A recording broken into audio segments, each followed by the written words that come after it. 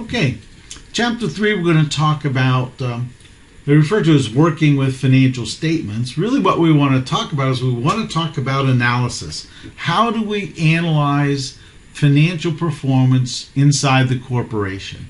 Well, the only evidence we have are financial statements. So we're going to talk about what are referred to as common size statements. Essentially, they're just relative numbers, right? So for a balance sheet, all the line items on the balance sheet are going to be divided by total assets. So everything is a percentage of assets. On the common size income statement, all line items are going to be as a percentage of sales. So again, everything is going to be on that statement is going to be relative to the sales dollars. What this is going to allow us to do is to make some comparisons, to compare our company to other companies, especially when we have large differences in size. Imagine if you were a mom and pop grocery store and you wanted to know how you were doing relative to the rest of the grocery store industry, right? How would you compare your standard statements to Kroger's, for instance? I mean, there's really no comparison. The numbers are so wide and so different. So common size statements allow us to do that a little easier. Standardized statements then obviously are going to be used for comparing financial information from year to year. We can also make comparisons to competitors. We can also make comparisons to the industry in general. So let's look at the balance sheet. Of course, here we have our, it's called Proofrock. I'm not sure what this company is all about, but we've talked about the balance sheet, so you know what the balance sheet looks like. And there obviously were some changes from 2013 to 2014. They've seen a need to increase the asset base. And that asset base increase obviously is reflected down below in that they had to gather more money to pay for those additional assets. So what does the common size balance sheet look like? We took each line item and we divided it by total assets. So if you think about total assets, 80% of the company is plant and equipment. So it's a very intensive capital equipment kind of a company. There's been a little bit of a decline, not much, but there's been a little bit of a decline since last year. We've also seen what? Cash is up a little bit. Accounts receivable is up a little bit. The inventory is up a little bit, right? So we have, in general, we have some increases. We also have some decreases. What about debt? Well, you see here that how did they buy these assets? Well, there's a little increase in accounts payable. Notes payable is down. Long-term debt is down. So where did the money? If we have some increases and long-term debt's down, where did the money come from? And here you can see owner equity, right? We're up about 1% there. We're up almost 3% in retained earnings. So it appears that most of the increase in assets have been acquired by using the profits of the company, the retained earnings of the company. Here's the income statement. Again, we know exactly what the parts are and how that all works together. What does the common size income statement look like? Cost of goods sold. 58.2% of the company is of the sales revenue is used to produce the product. So 58 cents out of every dollar goes to producing the product. Operating profit is 29.9%. So operating profit margin, or the profits after we've paid for running the company, the entire operations, we still have roughly 30% left. 6% is the taxes percentage. About 8% of our dollars go to taxes themselves. And then in the end, net income is about 15%. So we produce about 15.7 cents for every dollar goes to the shareholders. Well, how do they get their money? Again, dividends, about 5.2% goes to dividends. and the remainder went to retained earnings. And as we saw in the previous slide, a great deal of the expansion in assets is provided with this reinvestment of money. So next, what about ratios? Now we're going to start moving forward and talk about how do you analyze a company. We want to be able to make comparisons. We would like to be able to do it internally and externally.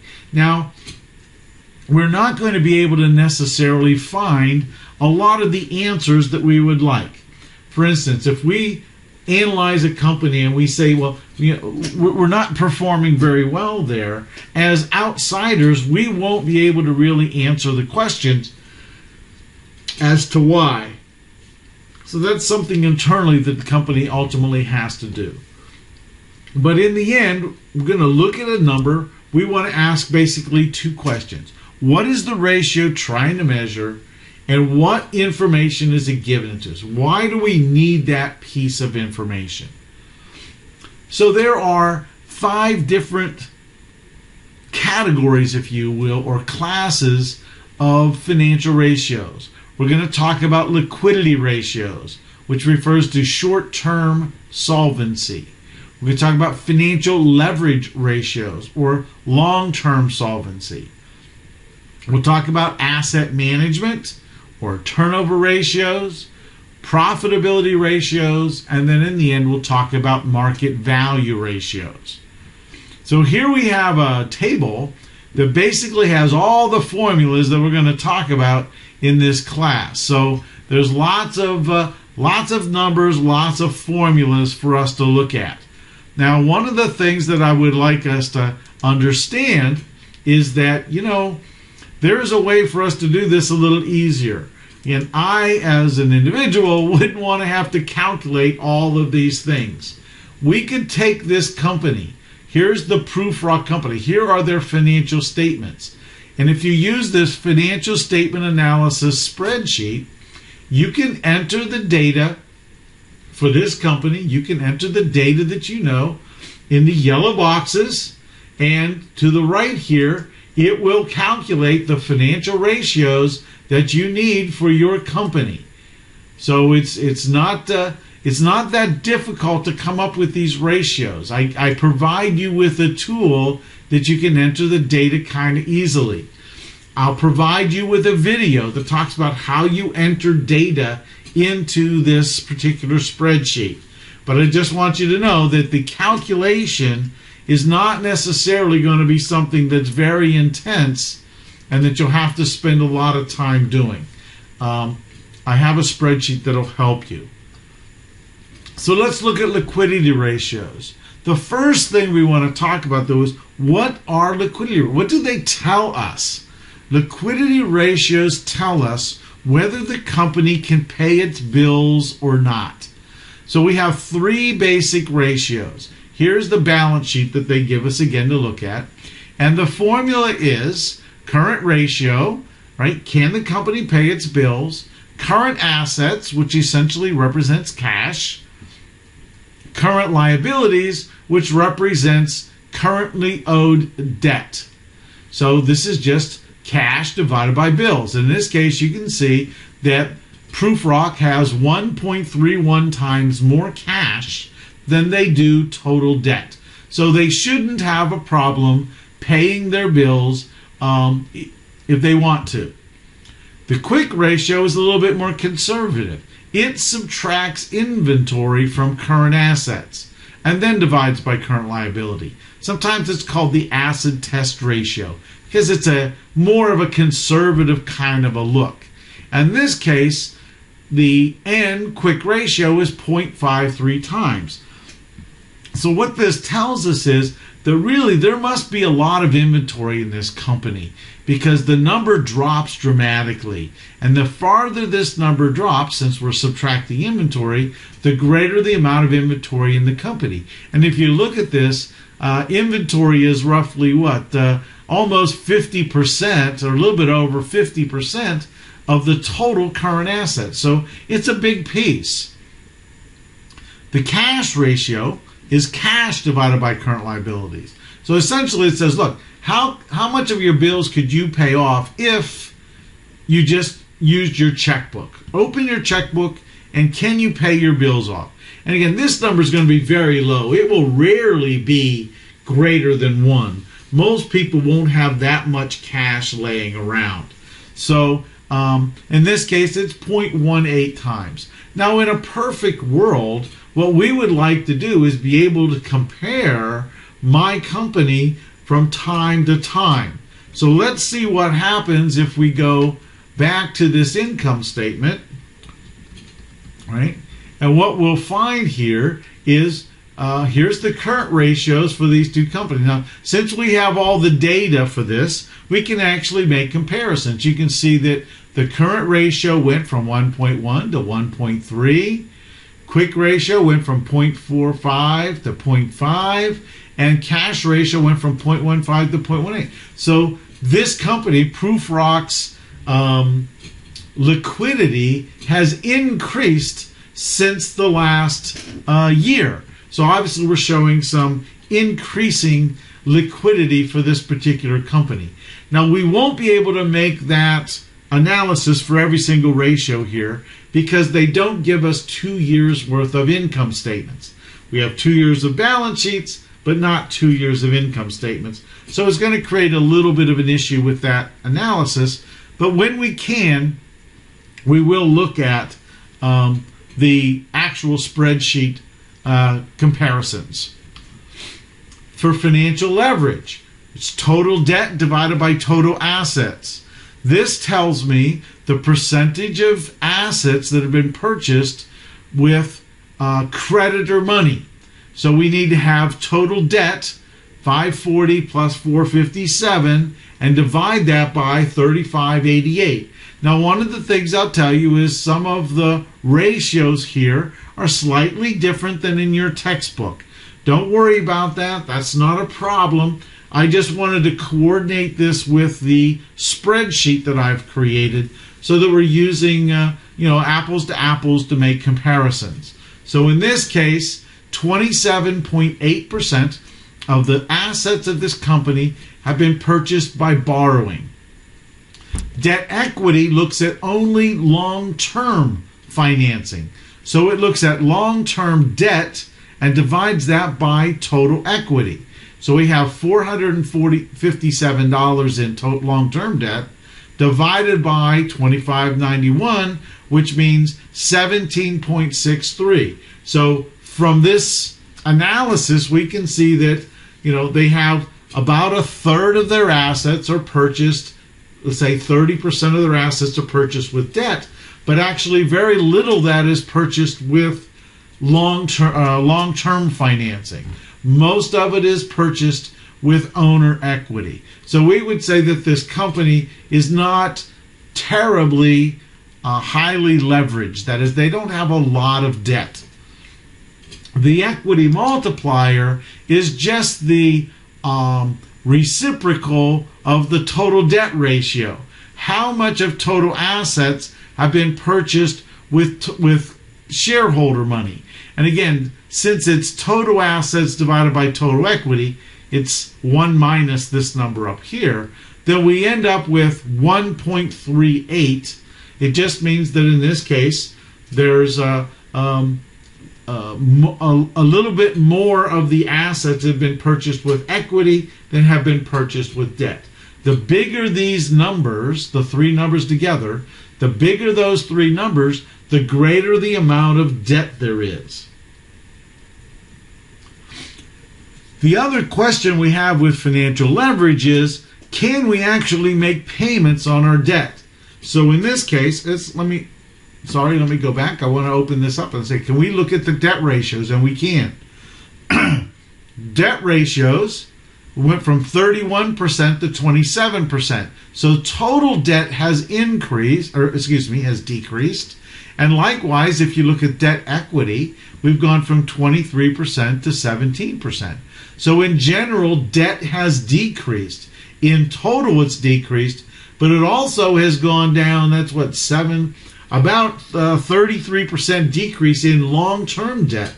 So there's a huge decline in the actual leverage position of this company. Can they make payments on debt? In this case, we have EBIT divided by interest times interest earned. Here's the profit from operations. The next line item is interest. 691 divided by 141 means we have about 5 times more profit than interest in order to make the payments on that interest. Now, this doesn't guarantee that I'll be able to make interest payments, because to make interest payments, I have to have cash.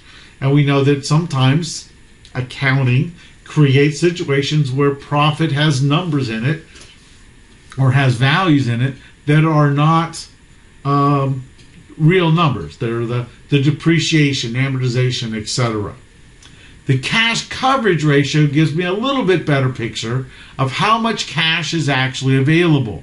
In this case, EBIT plus depreciation divided by interest says that this company roughly has 6.9 times more money, more cash, than what it needs to make the interest payments for the year.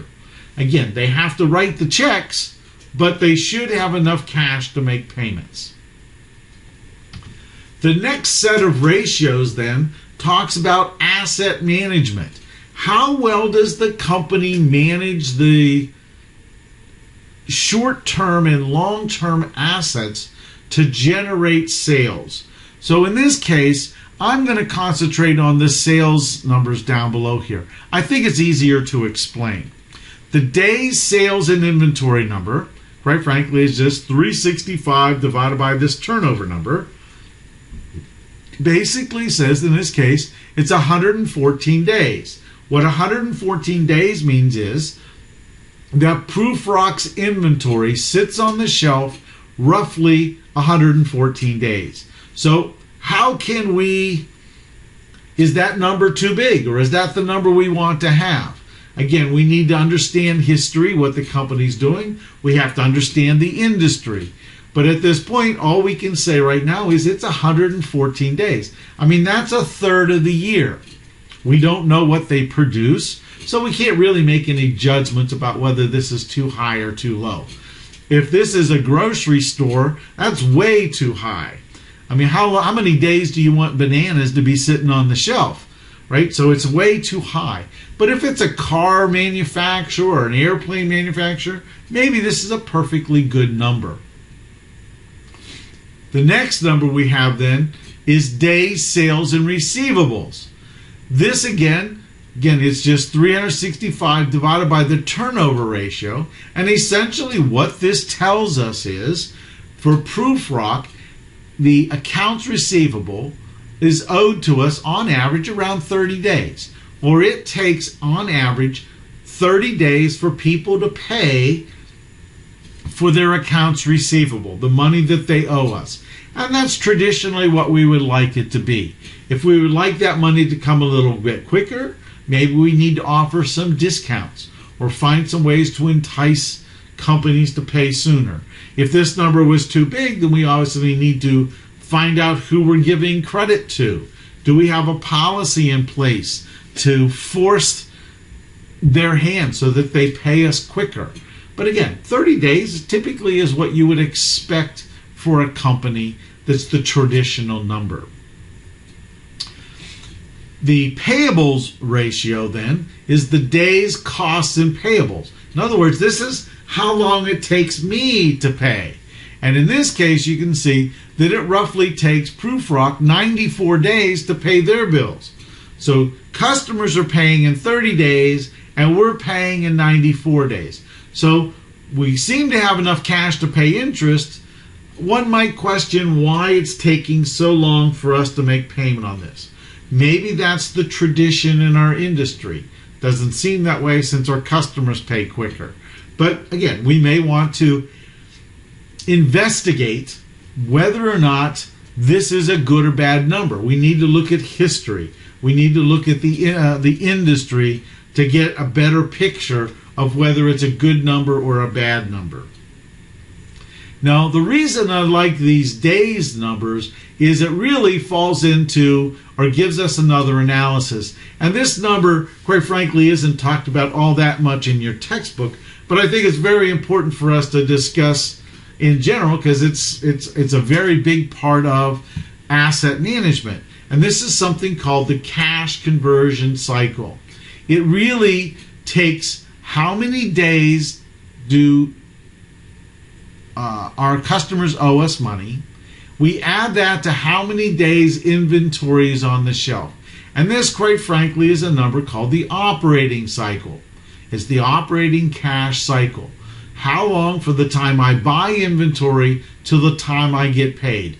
And you can see here, it's 144 days. You then subtract out how many days it takes me to pay. So in this case, the cash conversion cycle is 50 days. My goal, my objective is to find this number and figure out ways to get it to be shorter.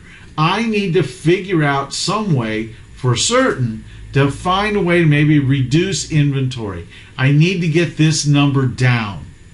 I certainly don't want to increase my payables, how long I pay. So my effort should be all on this inventory number. Is there a way I can get that number to be lower? So again, that's not really part of your textbook, but it brings together the idea here of this short-term asset management concept. The last ratios to talk about then is what's referred to as asset turnover ratios. And we really have two ratios that are important, and they're really related to each other. But the total asset turnover tells me how much sales am I able to generate on the assets that I've been able to purchase. This is directly an efficiency number. How efficient am I? I bought a lot of plant and equipment. How much sales do I generate? I obviously want this number to be bigger rather than smaller. Again, I really don't have anything to compare historically or industry, which would be good, but in this case it's 0.64 times. 1 would be nice, but again, if it gets too big, maybe we're using up our assets too much. Maybe we're not taking good care of them. We're wearing them out too soon. But if the number's too small, maybe that means we've over-purchased on our asset side, and we might want to take a look at that. Again, in general, big numbers are better. However, I would like to have some reference point as to how big I really am, and then in the end, is that too much? So that is the first half of the ratio chapter. So we'll come back with part 2 in a moment.